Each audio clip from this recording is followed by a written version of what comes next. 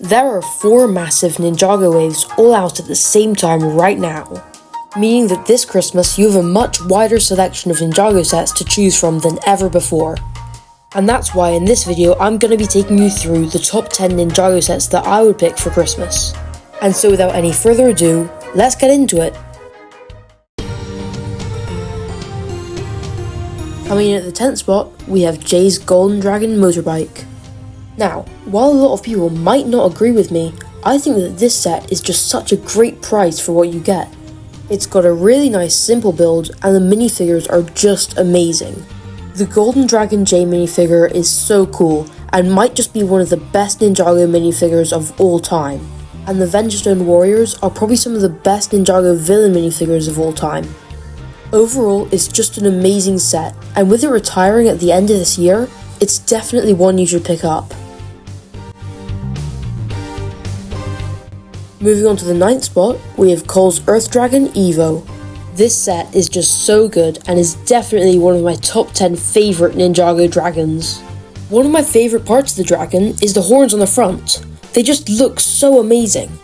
And overall, it really reminds me of the original Earth Dragon from 2011. And the minifigure selection in this set is okay. While Core Cole is a great minifigure in my opinion, he is very common, and so not a lot of people will be excited about him.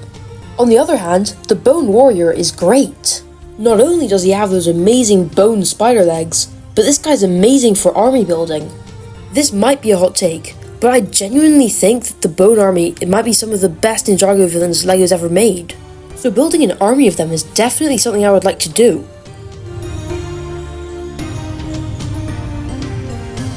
Moving on to the 8th spot, we have Sora's transforming mech bike. Mechs and bikes are two things that are very overdone in Ninjago, but this still feels very unique. As the name would suggest, this set can transform between a mech and a bike. And you don't have to take it apart like in those 3-in-1 creator sets. You just have to move things around, which is great. And the minifigure selection in this set is just so good. First of all, you get both of the new ninja minifigures, Aaron and Sora, which are amazing. And I don't know if I'd count this as a minifigure, but you also get baby Ryu, who is just adorable. While you don't get any of the standard villains, which are good for army building, you do get one of the generals, Rapton. Rapton's a really cool figure. He comes with a nice hovercraft vehicle and one of those nice new Imperium swords. Now moving on to the 7th spot, we have the Crystal King. And this set just looks amazing. The stone and the crystal look so good together, and they use just the right amount of each.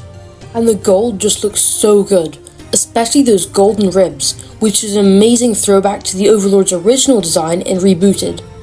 And the crystal staff that he's holding is just so cool. And the minifigure selection in this set is incredible. Not only do you get 2 of the amazing Vengestone Warriors, but you also get the Overlord, Harumi, and Lloyd. The fugitive suits are amazing, and Lloyd's is no exception.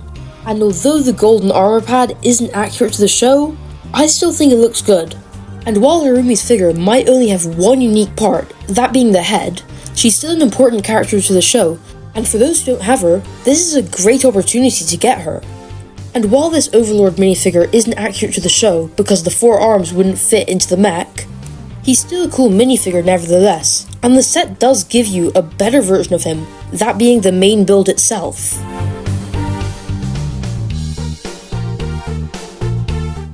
Coming in at the 6th spot, we have the Heatwave transforming lava dragon. And while a lot of people may disagree with me, I genuinely think that this is one of the best Ninjago sets from the Dragon's Rising wave. The colour scheme on this dragon is just incredible. I love how the dark red goes with that light nougat and the purple. And the energy coming from that dragon energy core just looks insane. Oh yeah, and if you want a complete set of the dragon energy cores, you're gonna need this set, which is definitely not a bad thing. And the gold horns on the head just look so cool. Not to mention, you can literally transform the dragon so that its head is facing down so that you can shoot the dragon energy core. Which is just such a cool feature that they didn't need to include, but it's so cool that they did. And the minifigure selection is pretty good. Firstly, you've got Lloyd and Kai in their standard Dragon's Rising suits, which aren't that interesting. You've got one of the Imperium soldiers, which looks so cool and is great for army building. And while Lord Ras comes in quite a few sets, he's still a really cool minifigure with an amazing new headpiece, and he's one of the few Ninjago minifigures that comes with arm printing. And Wildfire is just so cool, not to mention she's actually exclusive to this set, which will definitely be a contributing factor to a lot of people getting this set. I really enjoy the colour scheme on this figure, with the sage green to orange and dark red, which is a really nice change of pace considering we've had so many red suits from Kai. And her hairpiece is just so cool, especially with that golden crescent moon tie in her hair that looks like horns. But unfortunately, she doesn't have an alternate face, which is really disappointing because almost every figure nowadays seems to have one. And now moving on to the 5th spot, we have the Destiny's Bounty Race Against Time. This is yet another variation of the beloved ship, and I think this one looks really good. The blue and the yellow in its colour scheme makes it stand out from the others, and in a really good way. The reinforced part of the bounty in the middle is a great nod to how it's always broken there, and I really enjoy that. And the fact that they put an actual dragon in the front of the ship for the dragon head is really unique and sets it apart from all of the other bounties. There's also a lot of interior space in this version, which I really appreciate because I've always enjoyed using that. But the minifigures in this set are questionable. You can get all of these figures in cheaper sets, and for a £120 set, they should at least have some exclusives, and some really desirable minifigures. But the fact that they didn't do that with this set really confuses me. The Core Sensei Wu is a pretty good minifigure though. I love the way the tan robes go with the white. And topping all that off with those gold trimmings, you've got a really nice pure design. And I've already gone through all the other minifigures in previous sets in this video, so I'm just not going to go through them. So while the minifigures of the set are good, they don't add to the desirability of the set like minifigures usually do.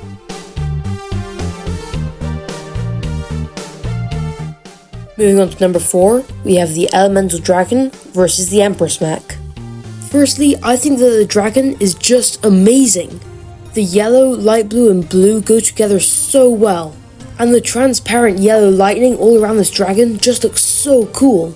Not to mention, the flyer that Jay is in can come apart and weaponize the dragon. And this is another set you'll need to get all of the dragon energy cores. Again, not a bad thing.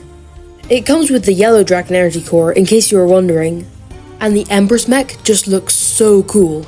It's not often we get villain vehicles, and they're usually really good.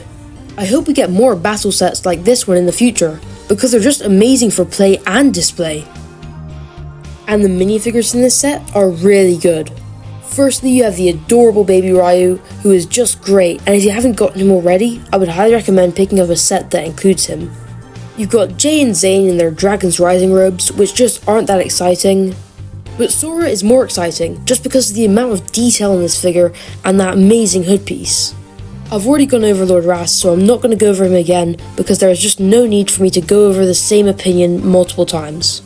And Empress Beatrix is just an amazing minifigure. Her robes look glorious and her hairpiece looks amazing. Both of the face prints look amazing on her, although the open mouth angry one does peek out at the back. And this does annoy me a little bit. And this golden Imperium soldier is weirdly exclusive to this set. Nevertheless, he looks great and he's amazing for army building, and the frying pan hat is really funny.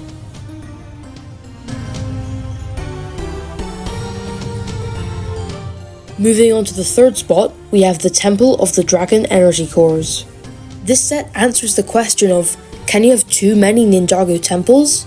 And the answer is of course no. I love the symmetry in this build, and the tree growing out to the side just makes it look so majestic. The way the 4 sections of the temple are separated is done super well, and the roof tiling at the top of the build just finishes it off so well. Speaking of the word well, there's a really cool well in this build. There's something ghostly and green inside this well, and it seems to be where the spirit of the temple comes from. And this set wouldn't have really been able to be called the Temple of the Dragon Energy Cores if there wasn't a Dragon Energy Core in this build.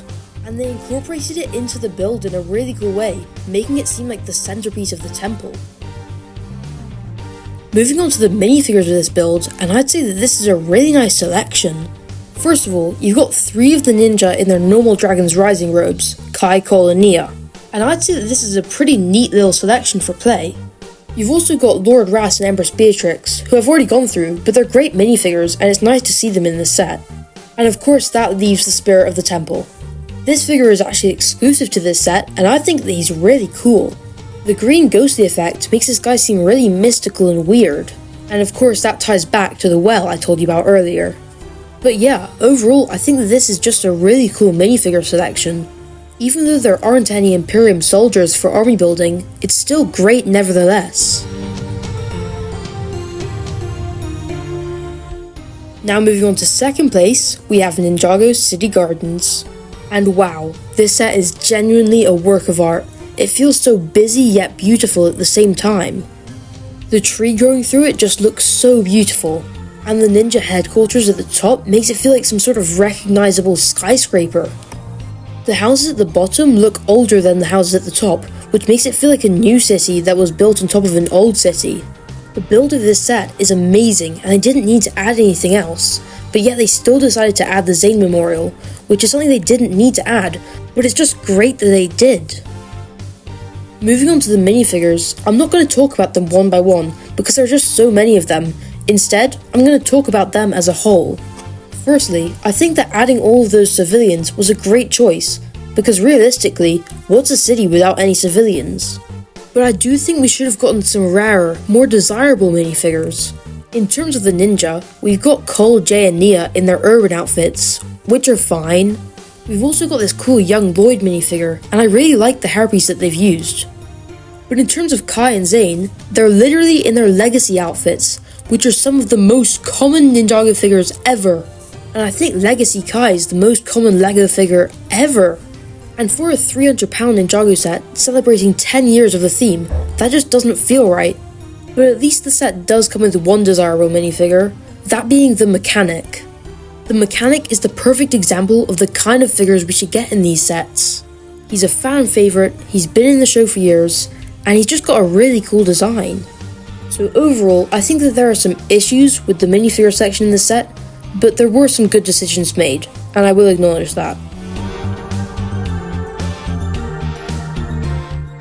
And finally, we've made it to the number one set on this list, and that set is of course Ninjago City Markets.